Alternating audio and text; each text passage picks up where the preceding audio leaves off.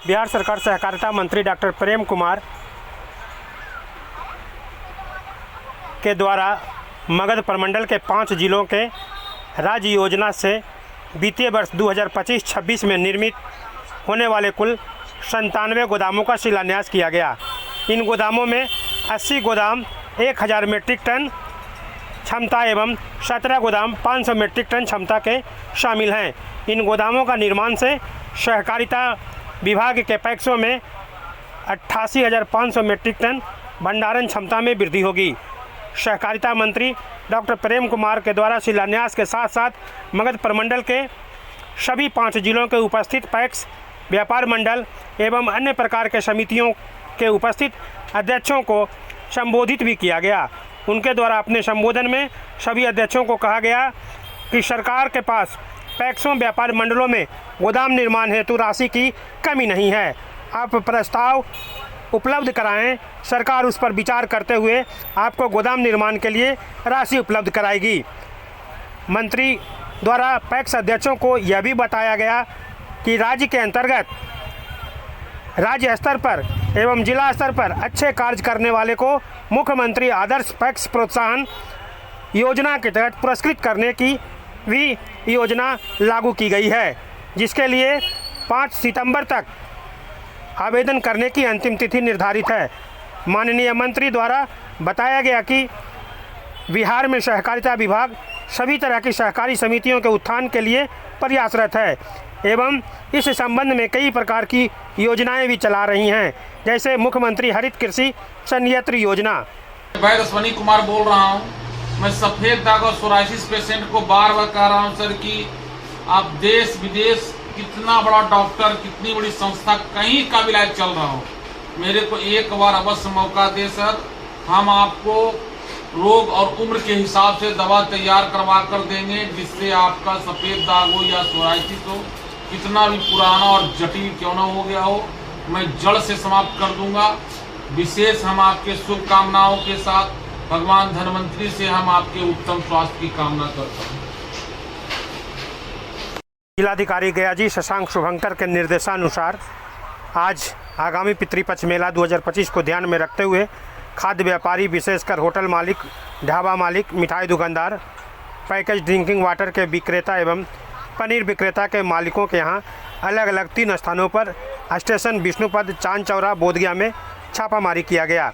सर्वप्रथम station road स्थित खाद्य प्रतिष्ठान गुरुद्वारा रोड, मानपुर डेल्हा, विष्णुपद स्थित खाद्य प्रतिष्ठान चांद चौरा, देवघाट, दक्षिण दरवाज़ा, सेवादल रोड तथा बोधगया में दोमुहान पचहट्टी मोड़ पर सभी खाद्य प्रतिष्ठानों के मालिकों के साथ बैठक का आयोजन किया गया तथा उन्हें निर्देश दिया गया कि वह अपने किचन की साफ सफाई FSSAI 2011 के शेड्यूल 4 के अनुसार करना सुनिश्चित करें तथा अच्छे ब्रांडेड कंपनियों का खाद्य पदार्थों का उपयोग करने का निर्देश दिया गया। खाद्य पदार्थ के पैकेट पर विनिर्माण तिथि, वेस्ट बिफोर एवं बैच नंबर देखकर ही उपयोग करने का निर्देश दिया गया। विशेषकर पैकेज ड्रिंकिंग वाटर के विक्रेताओं को निर्देश दिया गया कि अच्छी कंपनी का ही बिक्री करें, अन्यथा पकड़े जाने पर आपके विरुद्ध कार्रवाई की जा सकती है। पनीर एवं खोवा के विक्रेताओं को निर्देश दिया गया कि मिलावटी खोवा एवं पनीर का बिक्री नहीं करें, पकड़े जाने पर आपके विरुद्ध कड़ी कार्रवाई की जाएगी। बैठक में सिविल सर्जन गया, जिला कार्यक्रम प्रबंधक DPM एवं खाद्य संरक्षा कार्यालय गया के द्वारा खाद्य व्यापारियों को संबोधन किया गया तथा सिविल सर्जन गया के द्वारा अपने संबोधन में सभी खाद्य व्यापारियों को निर्देश दिया गया कि किचन का साफ सफाई अच्छी तरह प्रतिदिन करेंगे।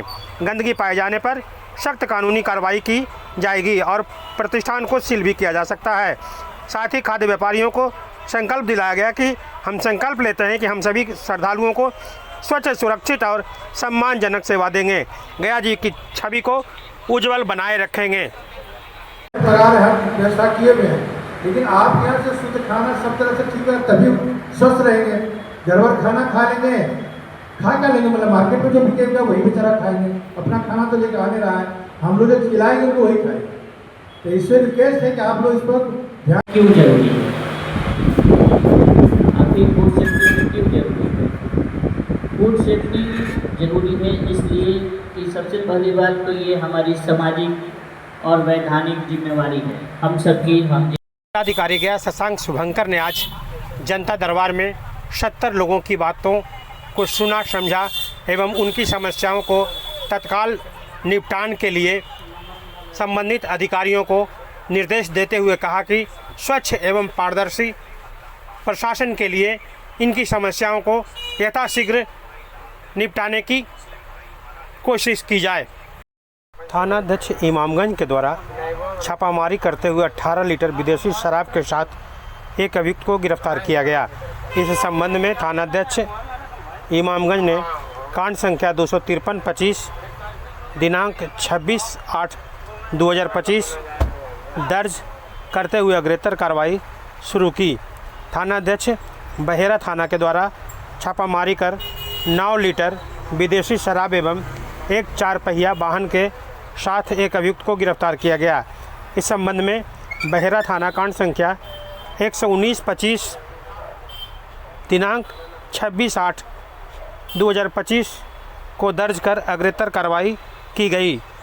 गिरफ्तारी अभियुक्त का नाम सनोज कुमार, पिता सीताबी यादव, पोल थाना राजपुर, जिला चतरा बताया जा रहा है। वहीं एक महिला अभियुक्त को भी गिरफ्तार किया गया है। विदेशी शराब कुल 27 लीटर एवं एक 4 पहिया वाहन जब्त किया गया है। दिनांक 7 जुलाई 25 को वादी के फर्द बयान के आधार पर, जिसमें कहा गया था कि ये घर पर थे, उसी समय दरवाज़ा बंद करने को लेकर आलोक कुमार अपने सहयोगियों के साथ इनके घर आकर गाली गलौज करने लगा तथा मना करने पर जान मारने की नीयत से लाठी डंडे से मारपीट कर बुरी तरह घायल कर दिया है। इस संबंध में कोतवाली थाना कांड संख्या 329-25 दर्ज कर अनुसंधान शुरू की गई थी, जिसके तहत आलोक प्रसाद पिता ध्रुव राम फतेहगंज थाना कोतवाली को हिरासत में लिया गया है। सरवादा थाना क्षेत्र से रोशन कुमार पिता राम प्रवेश सिंह शिवनगर थाना सरवादा को पुलिस ने हिरासत में लिया है। इस संबंध में सरवादा थाना कांड संख्या 90-25 दिनांक 20/7/25 दर्ज कर अनुसंधान किया जा रहा था, इसके क्रम में इस अभियुक्त की गिरफ्तारी की गई है।